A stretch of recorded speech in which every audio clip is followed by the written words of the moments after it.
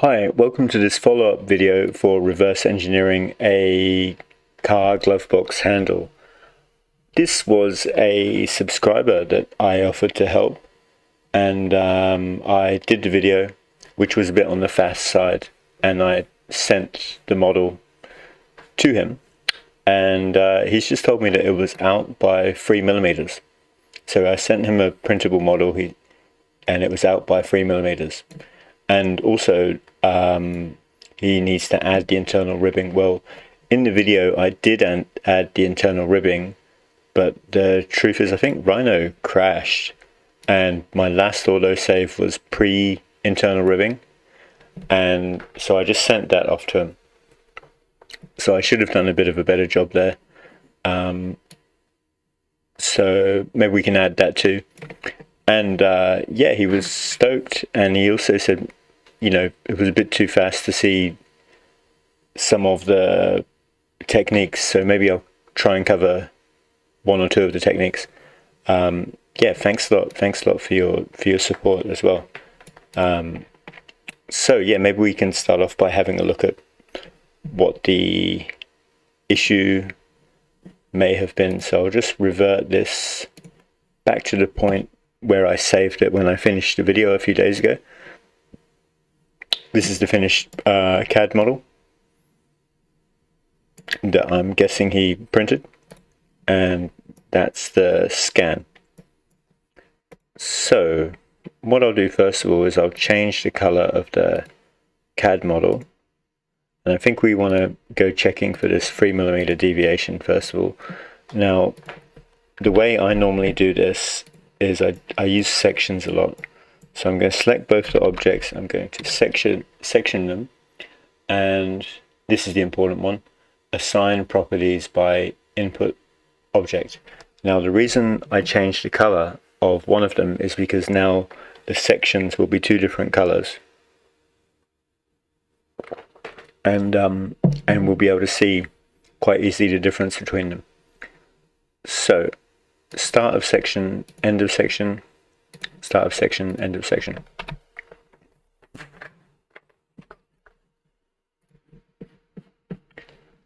Okay, now I'm going to isolate. So I'll try and use the buttons here. It's this one, isolate objects, set view perspective.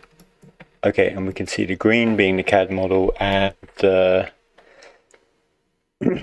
black being the scan. And yes, as the client door log said, there is a bit of a deviation there, so a bit of a mistake on my part. So let's have a look at that, and let's just take a look here. Okay, we're getting a 0.85, and we're right on the money down here. Okay, and what are we getting up here?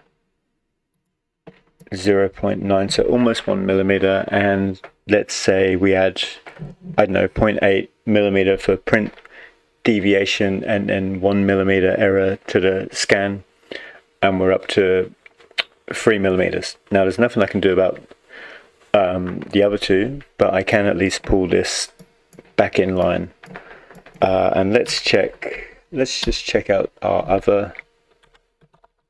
Just gonna go cell curve, isolate.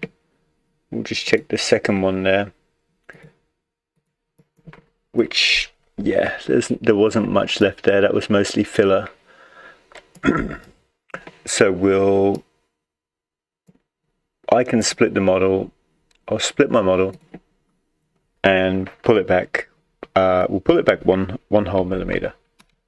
Okay, so the way to do this, I think the easiest way to do this is I've isolated it, and you can see I've already got this middle section here, so I'm just going to delete that. And now I'm going to grab this one, and I'm going to go -1. Okay, now I'm going to run the blend surface command,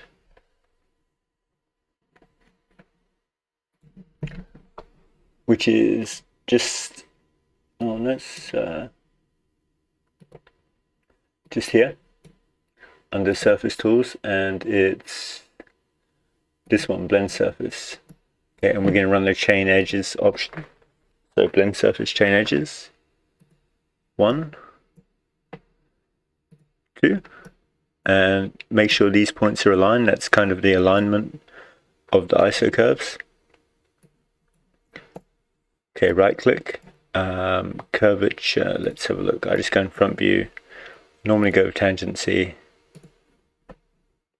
I think we'll go tangency, and hit OK.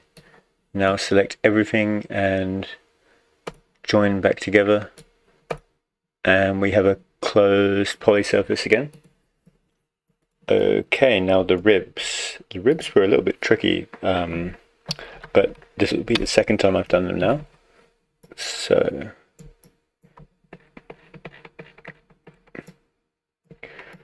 right, I think I'll do this.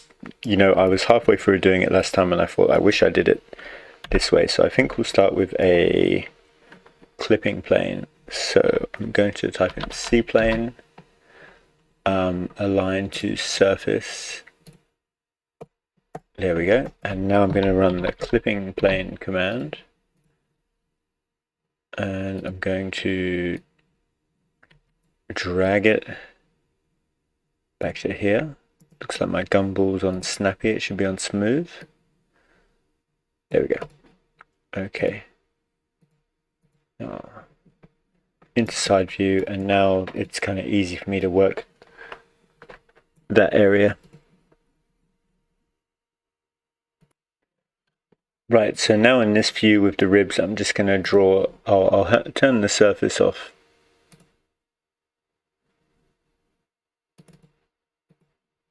Okay, and I'll just draw, kind of approximate through the center there of those.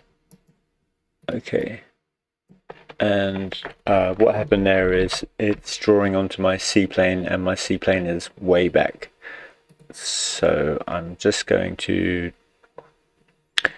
project the C-plane onto a vertex here. Sorry, I know this is a bit tricky. There we go. Okay, and now I'm going to cell curve, project to C-plane. Yes, there we go. Okay, so you can see. Oh, you can see those curves have come through.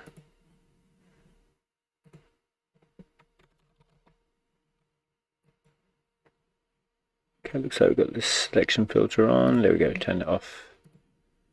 There. Okay, so those curves have come through. And this one looks like it could just be a tiny bit more, 0.25, minus 0.25 rotation. Tiny bit, there we go. Okay, great. Okay, now I'm going to bump into perspective view and going to grab these curves and just extrude them right through, like that. Okay, I'm going to drag them back, and individually I'm going to hopefully get gumball on object and then scale them in that. Oops, that was wrong. So I go C-plane, surface. Okay, now we can scale according to the surface by using gumball aligned on C-plane. There we go. Same for this one. Cool. Okay, now we're going to run the. Right, I want the planes to totally enclose the full size of the rib. That's cool. So now we're going to run the mesh intersect command. Mesh intersect. That's going to create a line where the surface intersects the mesh. Okay, cool. So, and it tells you there 4 intersections were computed. So now if we hide the mesh, you can see we've got these lines here. Okay, we're going to rebuild them because they're super dense and we'll rebuild them with 20 points, and that still gives us a 0.2 deviation, so that's all good. Okay, and then we'll use them to trim the surfaces. There we go. Okay, we'll turn the scan back, show the scan.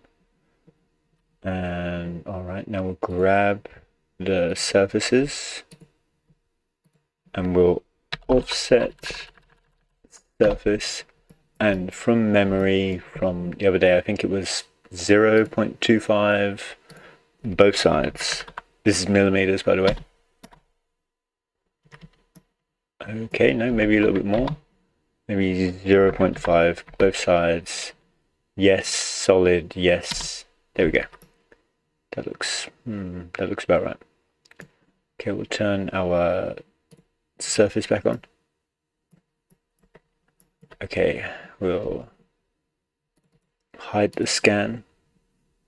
Okay, they're on the scan layer, so we'll pop them on the surface layer. I normally work on bigger stuff. Oh, there they are. There's my old ones. Oh no, they've changed color. Silly me. Right. Okay. So we've got these ribs, but they're actually kind of sticking through the job a little bit, and I'm not really a big fan of that. So I might just move this one up a little bit. 0.1 millimeter. Oh, minus 0.1. Maybe go again. Turn the scan back on. Still looking okay. Same for this one. That's not good there really. So we'll go up. There we go. Turn the scan back on, and we're about there. Okay, scan off. Delete the clipping plane. Right, now we want to do a split, I think. So Boolean split. Select the surfaces or poly surfaces to split. That would be these guys. Select cutting surfaces, that one. Okay, right, that's good, that's what we want. Okay, now we'll delete these loose pieces. Really cool command, this. Yep, that's cool. Okay, and now what we need to do is we need to mirror it. It's sometimes hard to get a center line on a job like this, so I normally have two techniques, which I guess I'll just run through.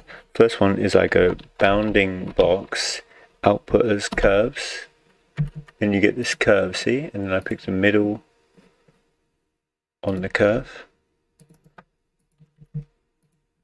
And that becomes my mirror line. And the other trick I use, this will be a good test to see how uneven the model is, but it should be even, is I grab like a central surface that I know is even. I go area centroid, and that will give you a point.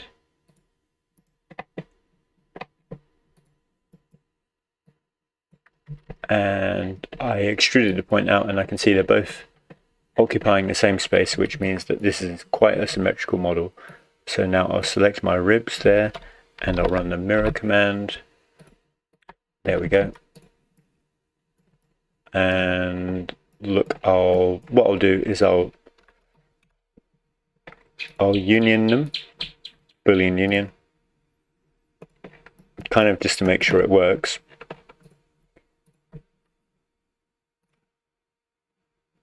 Objects do not intersect. Okay, we've got some tiny little deviation error here. So we'll just move these guys up. We'll go up 0.01. We'll go back 0.01. There we go. Okay. But I won't send the model back to the client like that, because the ribs, I imagine, could be need a bit of fine adjustment as they're printing and test fitting. So I'll scooch these back over. Was it 0.01, 0.01? Sometimes that's all it takes to make the Boolean algorithm work. And I will isolate, cell curves, hide, okay, and I'll export this as a step, export with origin, midpoint, and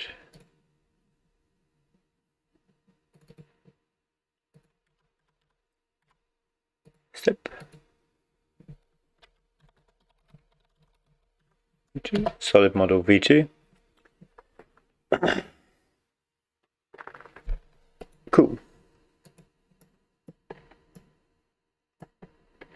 Okay. Now what was one of the hardest things that I did on this was probably these, you know what, I think we'll leave it at that, actually. I think we'll leave it at that. And I'll cover some more of the techniques that I used another time. Okay, thanks for your attention. And yeah, if you enjoyed this, please like and subscribe. I'm slowly building up to making an online course about reverse engineering. I'm still just practicing my video making skills at this point. You'd be surprised. You think you're good, but then you try filming yourself, and it's a lot harder than just working like normal. So yeah, thank you, and thanks for your attention.